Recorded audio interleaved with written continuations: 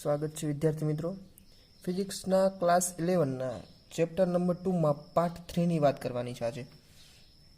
તો આપણે ગઈકાલે સમતલ કોણ અને ઘનકોણ એસઆઈ એકમ પદ્ધતિની બે પૂરક રાશિની વાત કરી હતી અને તેમના એસઆઈ એકમ પણ આપણે જોયા હતા. એમના એકમ પણ હતા પરિમાણ રહિત છે અને બીજા એકમ આપણે વાત કરી હતી રેડિયન અને સ્ટીરેડિયન. હવે લંબાઈ તરફ જઈએ ધીમે ધીમે. આપણે લંબાઈ વિશે વાત કરીશું. હવે તો લંબાઈ વિશે વાત કરવી હોય તો આપણને ખબર છે લંબાઈ છે એક મૂળભૂત ભૌતિક રાશિ છે. એસઆઈ એકમ પદ્ધતિમાં મૂળભૂત ભૌતિક રાશિ છે જેનો એકમ આપણે સામાન્ય રીતે મીટર લઈએ છીએ અને એમને સિમ્બોલમાં સ્મોલ એમ વડે દર્શાવીએ છીએ.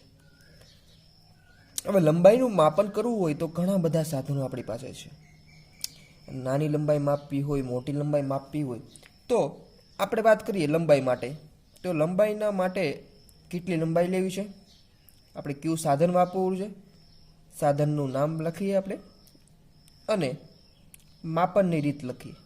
માપનની રીત તો પહેલાં કે ધારો કે આપણે લંબાઈ માપી છે 10⁻10 મીટરથી 10⁻8 મીટર. હવે એટલી સૂક્ષ્મ લંબાઈ માપવી હોય 10⁻10 મીટરથી. હવે આ જે લંબાઈ છે સૂક્ષ્મ લંબાઈ એ આપણી નજરથી આપણી સામે જોઈ શકતા નથી. હવે આમને સાધનનું નામ કેવું છે એટલું સૂક્ષ્મ જોવું હોય લંબાઈ તો આપણે એનું સાધનનું નામ શું તો કે માઇક્રોસ્કોપની મદદથી.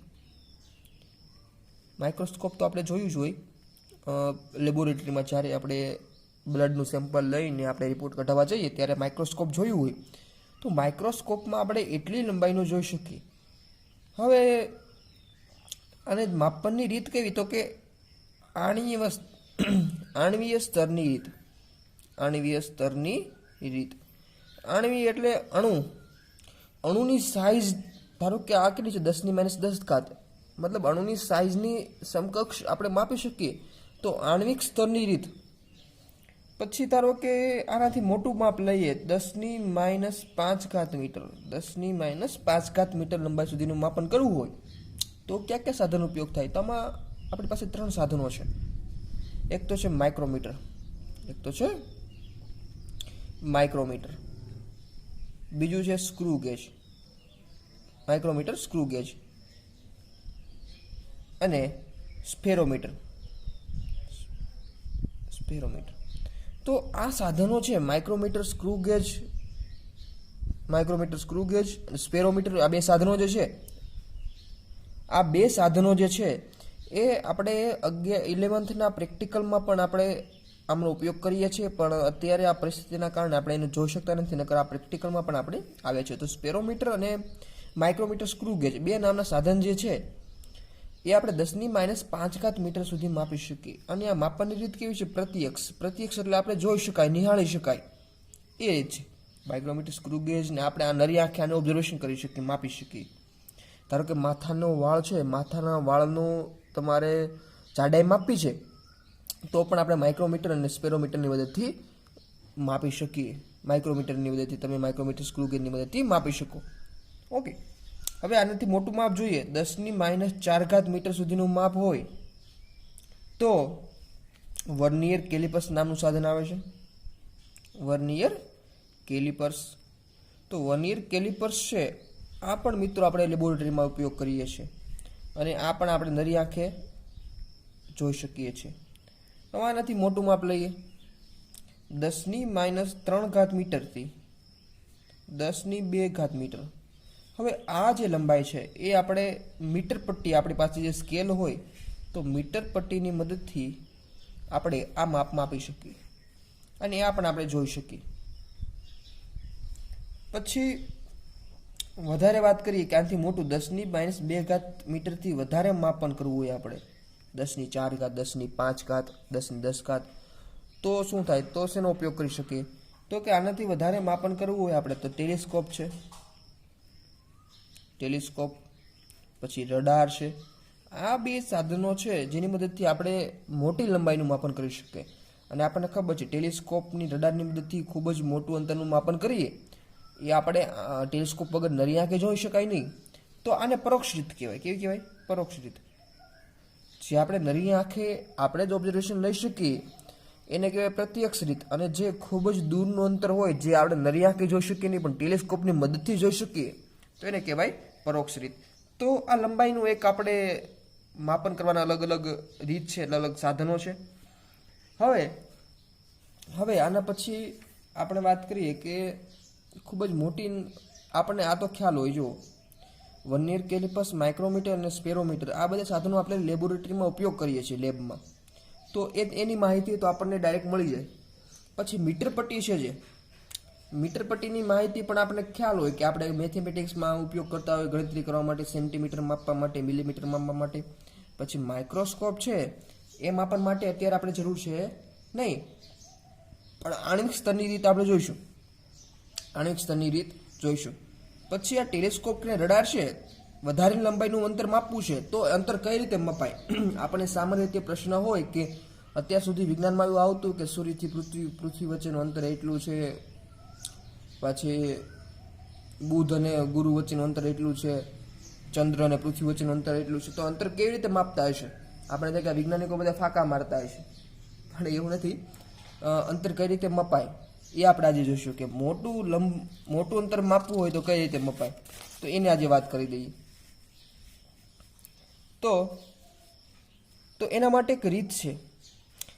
મોટી લંબાઈનું માપન કરવું હોય તો એના માટે એક રીત છે, એ છે દ્રષ્ટિ સ્થાન ભેદની રીત. દ્રષ્ટિ સ્થાન ભેદની રીત. તો દ્રષ્ટિ સ્થાન ભેદની રીત છે, અથવા આને બીજી હોતી કહેવાય પેરેલેક્સ મેથડ. પેરેલેક્સ મેથડ, દ્રષ્ટિ સ્થાન ભેદની રીત અથવા પેરેલેક્સ મેથડ. તો દ્રષ્ટિ સ્થાન ભેદની રીતની મદદથી આપણે મોટા અંતરનું માપન માટે આ રીત વાપરી શકીએ. તો કે દ્રષ્ટિ સ્થાન ભેદની રીત પાછી કેવી હોય? તો કે દ્રષ્ટિ સ્થાન ભેદની રીત આપણે જોઈએ છે. હવે એની વાત કરી દઈએ. એના માટે આપણે એક્ઝામ્પલ લેવું પડશે. ધારો કે મિત્રો અહીંયા એક્ઝામ્પલ લઉં છું 3 ડાયમેન્શનમાં.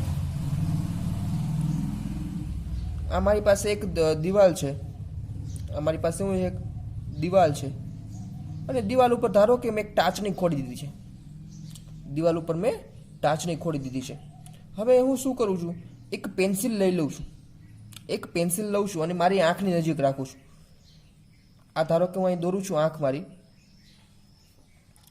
આ 2 આંખ દોરું છું.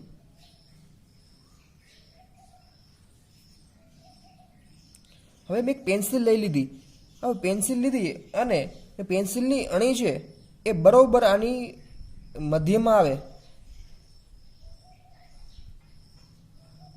આ પોઈન્ટની મધ્યમાં આવે, સામે સંપાત થાય એ રીતે પેન્સિલ મેં રાખેલી છે. હવે શું કરું છું કે થોડીક વાર હું છે ને આ ડાબી આંખ બંધ કરી દઉં છું અને પેન્સિલને જોવાનું ટ્રાય કરું છું. તો મને એવું લાગશે કે પેન્સિલ છે એ જમણી બાજુ ખસી ગઈ છે.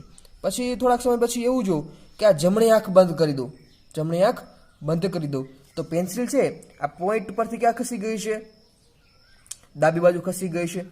ખરેખર પેન્સિલ ખસતી નથી. જો પેન્સિલને તમે સ્થિર આંગળીથી આમ પકડી રાખી છે, સામે દિવાલ છે, દિવાલ ઉપર ધારો કે પોઈન્ટ ઉપર તમે એક સ્થિર પકડી રાખી છે, પણ તમે જેમ જમણી આંખ બંધ કરો છો તો પેન્સિલ જમણી બાજુ ખસે છે, અને જેમ ડાબી બાજુ આંખ બંધ કરો છો પેન્સિલ ડાબી બાજુ ખસે છે. પેન્સિલને તમે ખસાડતા નથી, પણ તમને એવું ભ્રમ થાય છે કે પેન્સિલનું સ્થાન ફરે છે. એ શું થાય છે? આપણને ભ્રમ થાય છે.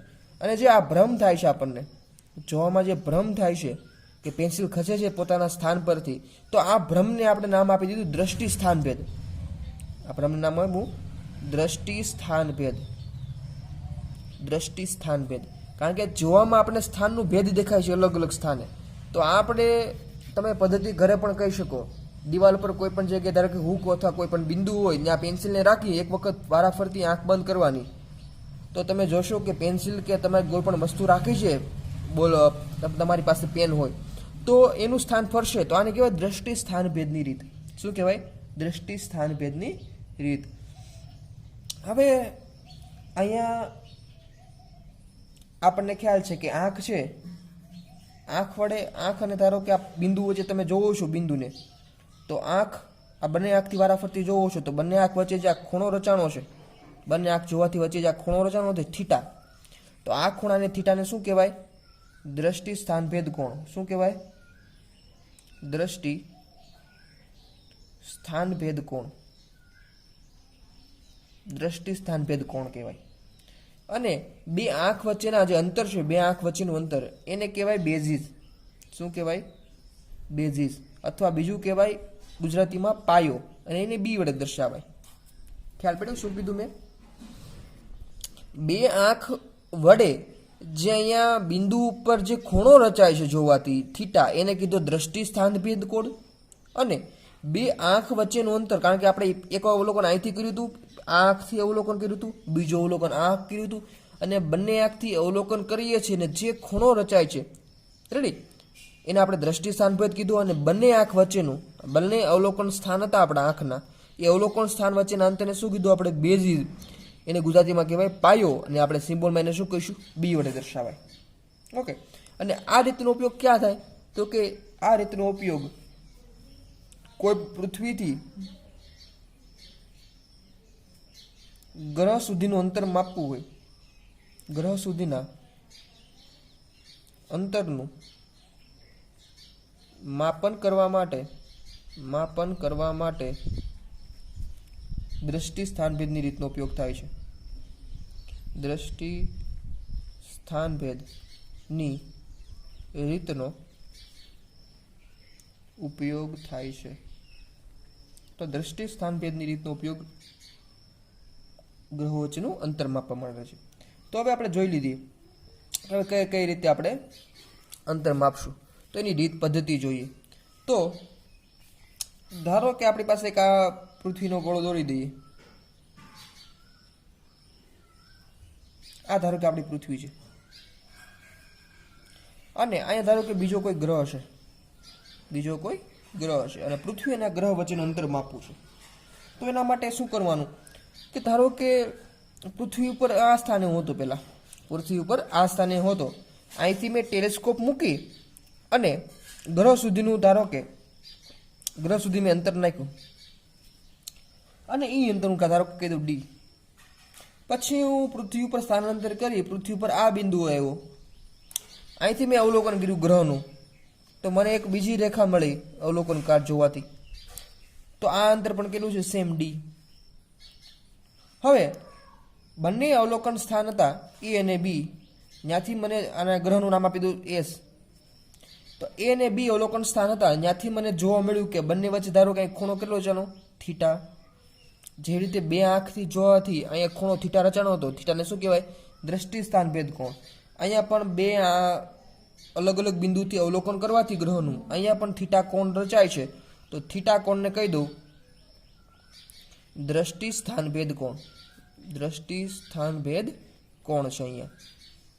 ઓકે. અને બીજું કે અહીંયા ડી શું છે? ડી છે બે ગ્રહ વચ્ચેનું અંતર છે, બે ગ્રહ વચ્ચેનું અંતર છે. પછી અહીંયા એ અને બી, અહીંયા આપણે વાત કરી હતી કે બે આંખ હતી, બંને આંખ વચ્ચેનું અંતર શું કીધું હતું? બેઝિસ. બી પાયો, કારણ કે બે અવલોકન સ્થાન હતા. અહીંયા પણ આ બે અવલોકન સ્થાન છે, એમની વચ્ચેનું અંતર પણ હું કહી દઈએ બેઝ પાયો બી. હવે બે ગ્રહ છે, બે ગ્રહ તો કઈ નજીક તો હશે નહીં, કે બાજુમાં, તો ગ્રહ ઘણો દૂર છે. અહીંયા ગ્રહ ઘણો દૂર હોવાથી બહુ દૂર છે. તો આપણે ભાગાકાર લઈએ. બી શું છે? આ બી વચ્ચેનું અવલોકન સ્થાન વચ્ચેનું અંતર છે, છેદમાં ડી શું છે? બે ગ્રહ વચ્ચેનું અંતર. હવે જો છેદમાં બે ગ્રહ વચ્ચેનું અંતર લઈએ, આપણે ભાગાકાર લીધો છે બીના છેદમાં ડી. ડી એટલે બે ગ્રહ વચ્ચેનું અંતર. તો છેદમાં ખૂબ જ મોટું પદ આવે તો આખું પદ કેવું થઈ જાય? ખૂબ જ નાનું થઈ જાય. છેદમાં મોટી કિંમત આવે ભાગાકારમાં તો આખું પદ કેવું થઈ જાય? ખૂબ જ નાનું થઈ જાય. મતલબ એક કરતાં કેવું થઈ જાય? નાનું થઈ જાય. એક કરતાં આખું પદ કેવું થઈ જાય? નાનું થઈ જાય. અને એક કરતાં નાનું થઈ જાય તો મતલબ આ ખૂણો કેવો થઈ જાય? નાનો થઈ જાય. આ બી ને ભાગાકારનો ડી હોય તો કેવો? આ વચ્ચેનો ખૂણો હોય એ કેવો હોય? નાનો હોય. અને થીટા ખૂણો જો નાનો હોય તો એ બી જે અંતર છે, એ બી અંતરને ચાપ તરીકે લઈ શકાય. વર્તુળની ચાપ તરીકે લઈ શકાય. ચાપ તરીકે લઈ શકાય. ઓકે. જો એક્ઝામ્પલ તમને અહીં આપું છું. ધારો કે મારી પાસે આવડું મોટું અંતર છે, હવે આમની વચ્ચેનું અંતર આ છે. હવે આને મારે વર્તુળની ચાપ તો લેવાય નહીં, કારણ કે આ અંતર તો સીધું છે. વર્તુળની ચાપ કેવી હોય? તો કે વર્તુળની ચાપ કેવી હોય? આ વર્તુળની ચાપ તો આવી હોય, આ વર્તુળની ચાપ છે. પણ આ છે જે આ ઓ બિંદુ છે, એક અહીંયા બિંદુ છે, એક અહીંયા ધારો કે એ અને બી બિંદુ છે, અને આવડું વચ્ચે મોટું અંતર છે, તો આને વર્તુળની ચાપ લઈ શકાય નહીં. પણ જેમ નાનું અંતર હોય, આ ખૂણો થીટા છે, આ થીટા ધારો કે 2 કહી દઉં અને આ થીટા 1 કહી દઉં, તો આમાંથી ખૂણો કેવો મોટો છે? તો ખૂણો મોટો થીટા 2 મોટો ખૂણો છે. ખૂણો મોટો હોવાથી જેમ ખૂણો વધારે મોટો થાય એમ શું થાય? આ અંતર મોટું થઈ જાય, અને અંતર મોટું થાય તો એને વર્તુળની ચાપ તરીકે લઈ ન શકાય. એવી જ રીતે આ ખૂણો કેવો છે? નાનો છે. ખૂણો નાનો છે એટલે આ વચ્ચેના અંતરને શું કહેવાય? વર્તુળની ચાપ તરીકે લઈ શકાય. વર્તુળની ચાપ તરીકે આપણે લઈ શકાય. ઓકે, તો અહીંયા પણ ખૂણો નાનો બને છે, કારણ કે અંતર મોટું છે બંને વચ્ચે. તો આ ખૂણો નાનો હોવાથી આપણે આ એ બી અંતર છે એનું શું કહેવાય? વર્તુળની ચાપ તરીકે લઈ શકાય. અને વર્તુળની ચાપ તરીકે લઈ શકાય તો આપણે સમતલ કોણમાં જ આપણે વાત કરી હતી. સમતલ કોણમાં શું કીધું હતું? ખૂણો થીટા બરાબર શું થાય? ચાપના છેદમાં ત્રિજ્યા. ચાપના છેદમાં ત્રિજ્યા. ચાપ કેટલી છે અહીંયા? એ બી ચાપ છે, અને અહીંયા ત્રિજ્યા કેટલી છે? ત્રિજ્યા તો કે ગ્રહ એસ થી એ વચ્ચેનું અંતર કેટલું છે? ડી અંતર છે. અને એ બી બરાબર આપણે કેટલું લીધું છે? અહીંયા બેઝ બી લીધું છે, એ બી બરાબર બી મૂકી દઈએ તો બી ના છેદમાં ડી. તો આપણને એક સૂત્ર મળી ગયું, થીટા ઇઝ ઇક્વલ ટુ બી ના છેદમાં ડી. હવે આપણને સૂત્ર તો મળી ગયું. હાલો, સૂત્ર આપણને અહીંયા મળી ગયું, થીટા ઇઝ ઇક્વલ ટુ બી ના છેદમાં ડી. પણ આપણે તો બે ગ્રહ વચ્ચેનું અંતર જોઈએ છે, તો આમાં બે ગ્રહ વચ્ચેનું અંતર કેટલું છે? ડી છે. તો ડીને કરતા બનાવીએ તો ડી બરાબર શું થાય? ડી બરાબર બી ના છેદમાં થીટા. બી ના છેદમાં થીટા. તો અહીંયા જો આપણે જો બે અવલોકન સ્થાન વચ્ચેનું અંતર જાણતા હોય અથવા થીટા જાણતા હોય, બંનેનો ગુણોત્તર લઈએ તો આપણને બે ગ્રહ વચ્ચેનું અંતર જાણી શકીએ. એને આપણે એક્ઝામ્પલ પણ ગણીશું, બે ગ્રહ વચ્ચેનું અંતર કઈ રીતે ગોતવાનું એ પણ એક્ઝામ્પલ ગણીશું. પણ આ સૂત્ર યાદ રાખવાનું છે કે ડી ઇઝ ઇક્વલ ટુ બી ના છેદમાં થીટા. જ્યાં ડી શું છે? બે ગ્રહ વચ્ચેનું અંતર છે. અહીંયા જે બી છે બે અવલોકન સ્થાન વચ્ચેનું અંતર છે, અને થીટા છે એ બંધો કોણ છે. હવે આમાંનામાં એક બીજી રીત છે. ધારો કે ગ્રહ કે કોઈ પણ તારો હોય, ગ્રહ કે તારાના પરિમાણની માપનની રીત. ધારો કે ગ્રહ છે એની સાઇઝ કેવડી છે, ગ્રહ અથવા કોઈ પણ સ્ટાર હોય એની સાઇઝ કેવડી છે, સાઇઝ માપવી હોય તો પણ આપણે આ રીત દ્રષ્ટિ સ્થાનભેદની રીતથી આપણે માપી શકીએ. તો કઈ રીતે માપી શકાય તો એ પણ આપણે જોઈ લઈએ. ધારો કે એમાં આપણે એક નવી વ્યાખ્યાની જરૂર પડશે. તો એને કહેવાય, વ્યાખ્યા પણ આપણે જોઈ લઈએ, ગ્રહનો કોણીય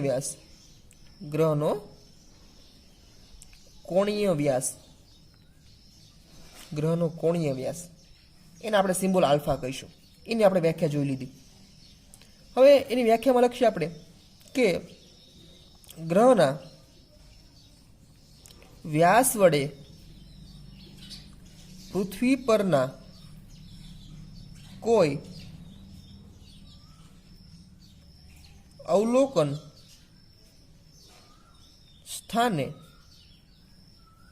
રચાતા ખૂણાને ગ્રહનો કોણીય વ્યાસ કહેવાય છે. રકમ શું કીધી છે? અહીંયા વ્યાખ્યા શું કીધી છે? ગ્રહના વ્યાસ વડે. તો આપણે ગ્રહ લઈ લઈએ. ચલો, આપણે આ ગ્રહનો વ્યાસ માપવો છે. આ ગ્રહનો મારે કોણીય વ્યાસ માપવો છે. ધારો કે આ મારી પાસે ગ્રહ છે, આ ગ્રહ છે મારી પાસે. રેડી? હવે એમને શું કીધું? ગ્રહના વ્યાસ વડે. ધારો કે આ ગ્રહનો વ્યાસ છે. ચલો, ગ્રહના વ્યાસ વડે પૃથ્વી પરના. હવે આ ધારો કે હું પૃથ્વી દોરી નાખું છું. આ મારી પાસે જે પૃથ્વી. ચલો, ગ્રહના વ્યાસ વડે પૃથ્વી પરના કોઈ અવલોકન સ્થાને, પૃથ્વી પર ધારો કે અહીંયા મારી પાસે એક લેબોરેટરી છે, ત્યાં અવલોકન કરું છું.